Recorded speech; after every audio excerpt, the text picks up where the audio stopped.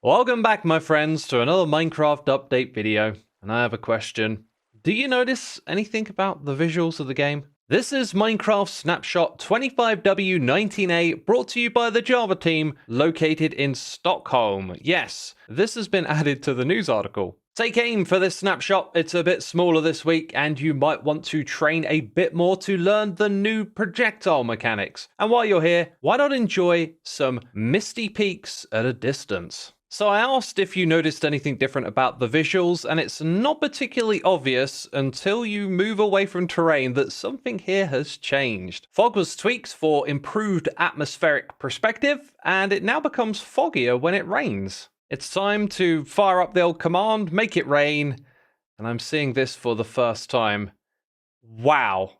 Yep, that is much foggier than before.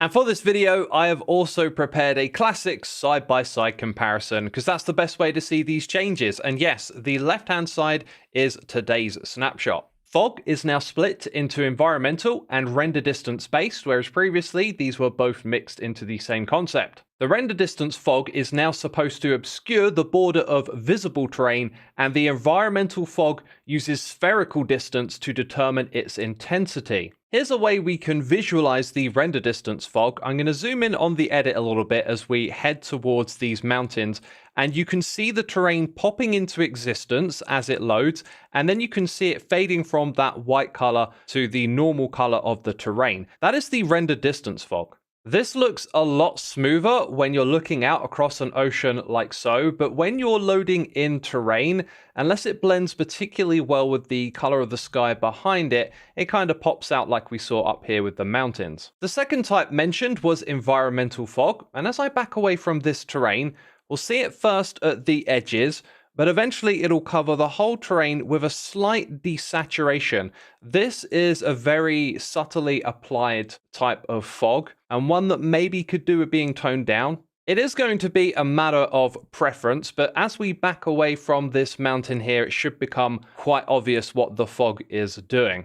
Just in case it's not, we can go back to a side-by-side comparison here, so you can see the desaturated effect of the terrain based on the distance we are from it. And if we look at the mountains here on the left, and then look at them on the right, I don't think there's too much of a change to the render distance fog. Environmental fog is supposed to represent the fogginess of the environment the player is in, i.e. lava, water, and now also atmosphere. So for that side-by-side comparison, I've dropped us in underwater, and I kind of feel like it's a little easier to see in this update than the previous snapshot. If we apply the conduit power effect, you'll see the visuals are now very similar.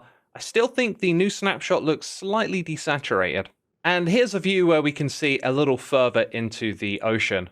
And here it is again with the conduit power effect removed. And this is rather interesting, but when heading to the Nether, it doesn't feel different at all. I've been looking at these left and right, and they feel pretty much the same. So I've headed into a different biome for a different perspective, and again, the visuals feel identical. And once more from a warped forest, it's as if nothing's changed at all. This leaves us with the end dimension, and again, a familiar sight, and this feels identical. To make these changes to the fog work, there were some under-the-hood additions and renaming, which is documented on the website article. So the scale attribute for the Happy Ghast is now limited to 1.0. This is an attribute modifier that can be used to scale the size of an entity. Yes, that horse is very big. It feels like an optical illusion. I had previously messed around with this idea to create a bee-sized Happy Ghast, and the Happy Ghast is a big mob. I hadn't thought of making it even bigger. This seems to be related to a bug report where changing the scale of the Happy Ghast will make standing on it unreliable or impossible. There's also some stability for reconnecting to a world when you're standing on top of a Happy Ghast, and some fixes to stop the movement for non-controlling players becoming jittery. But sadly, this fix means that our Happy Ghasts can't go any bigger than the regular size. Well, I guess it's a good thing I opened last week's snapshot.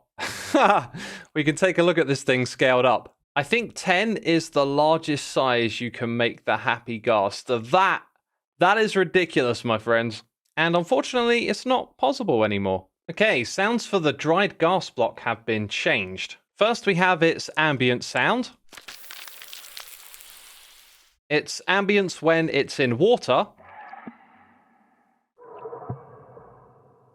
the break block sound, one known as full, the place block sound, and the place in water sound. I think that one is my favorite. There is the step sound, and last of all, its transition sound.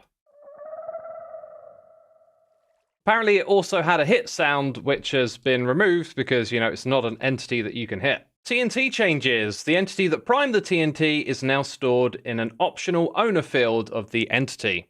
This might sound like it's already a thing, because if you know this game, you'll know that if you use flint and steel to set off a TNT, the entity that you destroy will know it's been killed by the player who set off the TNT.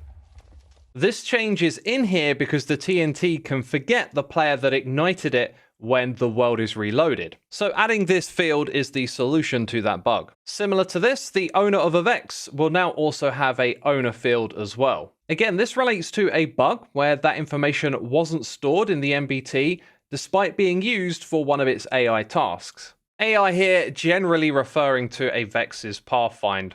I decided to leave this Vex scaled up, by the way, and I summoned it into the world with me as the owner. So when I switched to survival mode, I was kind of curious if it would attack me, and it looks like it's going to respect the fact that I'm the owner. All right, so if you want to have a pet Vex, you can do that.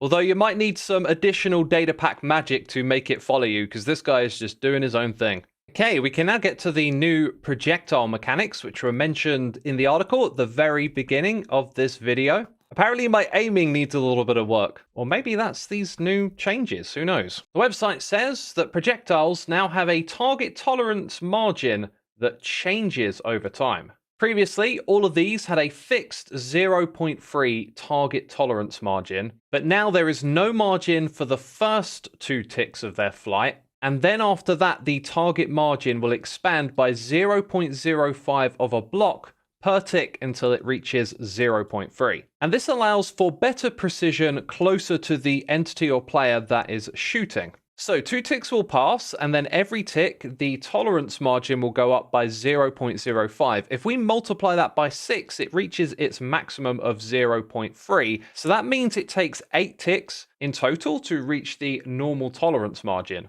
So that, my friends, is less than half a second where your shots will be a little more accurate than usual. And so I'd guess this doesn't really affect long-range shooting, but as someone who doesn't have a lot of experience with using the bow, I don't have a natural heuristic for this. And I had a little fun in the village here, taking some shots, and it feels like normal to me.